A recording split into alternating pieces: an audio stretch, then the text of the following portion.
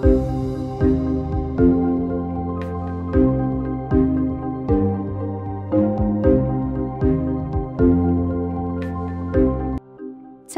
সরকারি নাম চাদ প্রজাতন্ত্র, মধ্য আফ্রিকার একটি স্থলবেষ্টিত রাষ্ট্র। এর উত্তরে লিবিয়া, পূর্বে সুদান, দক্ষিণে মধ্য আফ্রিকান প্রজাতন্ত্র, দক্ষিণ পশ্চিমে ক্যামেরুন ও নাইজেরিয়া এবং পশ্চিমে নাইজার।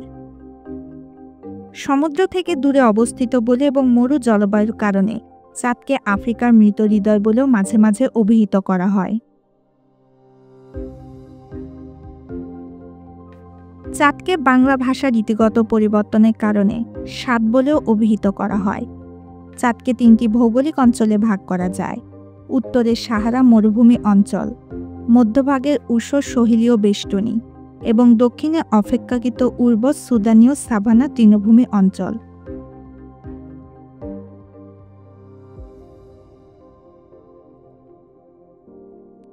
চাদ হ্রদ দেশটির বৃহত্তম এবং আফ্রিকার দ্বিতীয় বৃহত্তম জলাশয়।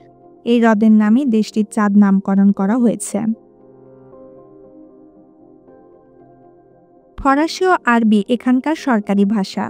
ইসলাম ও খ্রিস্ট ধর্ম এখানে সবচেয়ে বেশি প্রচলিত। চাদিয়ান মুসলমানদের মধ্যে ৯৫% সুন্নি, ১% শিয়া এবং ৪% অন্যান্য বলে দাবি করে।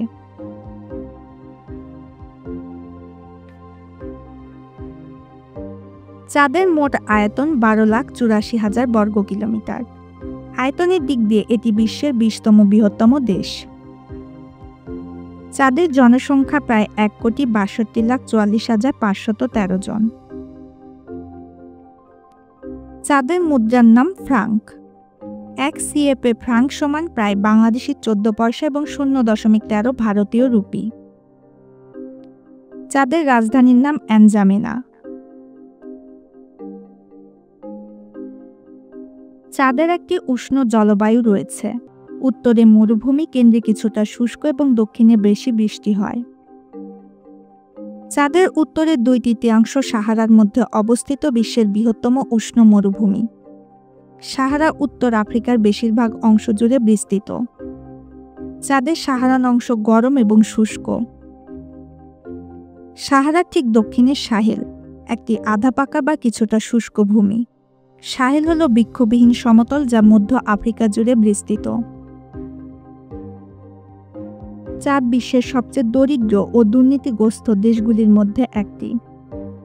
চাদের বেশিরভাগ নাগরিক দিনমজুরি ও কৃষিকাজ করেন। ঐতিহ্যবাহী তুলা শিল্প একদা দেশের প্রধান রপ্তানিকারী শিল্প হলেও ২০০৩ সাল থেকে খনিজ তেল দেশটির রপ্তানি আয়ের প্রধান উৎস।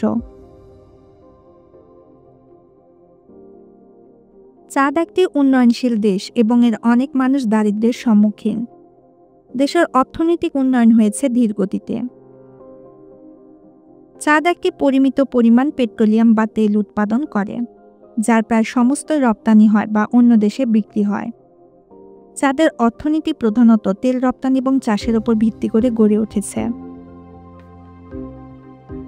চাদের রাজনীতি একটি রাষ্ট্রপতি শাসিত প্রজাতন্ত্রের কাঠামোতে সংঘটিত হয়, যেখানে চাদের রাষ্ট্রপতি, রাষ্ট্রপ্রধান এবং সরকার প্রধান উভয়ই। সরকার কর্তৃক নির্বাহী ক্ষমতা প্রয়োগ করা হয়। আইন প্রণয়নের ক্ষমতা সরকার ও সংসদ উভয়ের ওপর ন্যস্ত।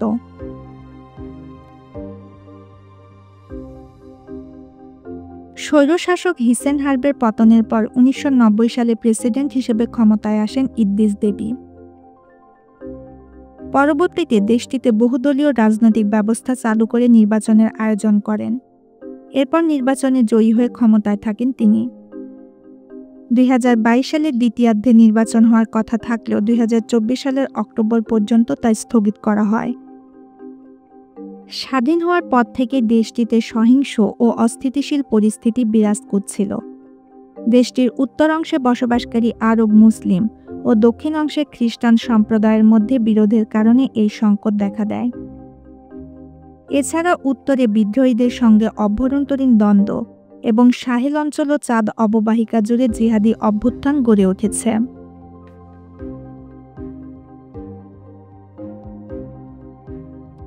এইসব কারণে অবকাঠামোগত দুর্বলতার পাশাপাশি দারিদ্র্যে জর্জরিত অবস্থা দেশটির। দেশটির সামাজিক সংকট ও স্বাস্থ্য খাতের অবস্থাও করুণ। 2003 সাল থেকে তেল উৎপাদন শুরু করে চাদ। তেল ক্ষেত্রগুলোকে আটলান্টিক উপকূলে টার্মিনালের সঙ্গে সংযুক্ত করতে $4 বিলিয়ন পাইপলাইন তৈরি করেছে দেশটি।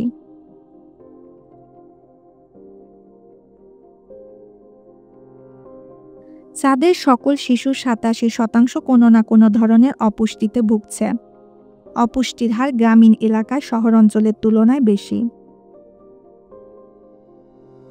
দেশের বিক্ষিপ্ত জনসংখ্যা এবং তাদের সন্তানদের স্কুলে পাঠাতে অভিভাবকদের একটি নির্দিষ্ট মাত্রার অনিচ্ছার কারণে চাঁদের শিক্ষা চ্যালেঞ্জিং। যদিও উপস্থিতি বাধ্যতামূলক, তবে মাত্র 68% ছেলে প্রাথমিক বিদ্যালয়ের পরে তাদের শিক্ষা চালিয়ে যায় এবং জনসংখ্যার অর্ধেকের বেশি নিরক্ষর। উত্তর মধ্য আফ্রিকার দেশ চাঁদে ইসলামের আগমন হয়েছিল হিজরি প্রথম শতকেই। সুদীর্ঘ সময় দেশটি বহু উত্থান পতনের মধ্যে দিয়ে গেলেও কখনো ইসলাম থেকে বিচ্ছিন্ন হয়নি। চাঁদ দেশ সম্পর্কে আমাদের আজকের ভিডিওটি এ পর্যন্তই। ভিডিওটি ভালো লেগে থাকলে দোয়া চ্যানেলটি সাবস্ক্রাইব করে পাশে থাকা বেল বাটনে ক্লিক করে আমাদের চ্যানেলের সঙ্গে থাকুন। ধন্যবাদ।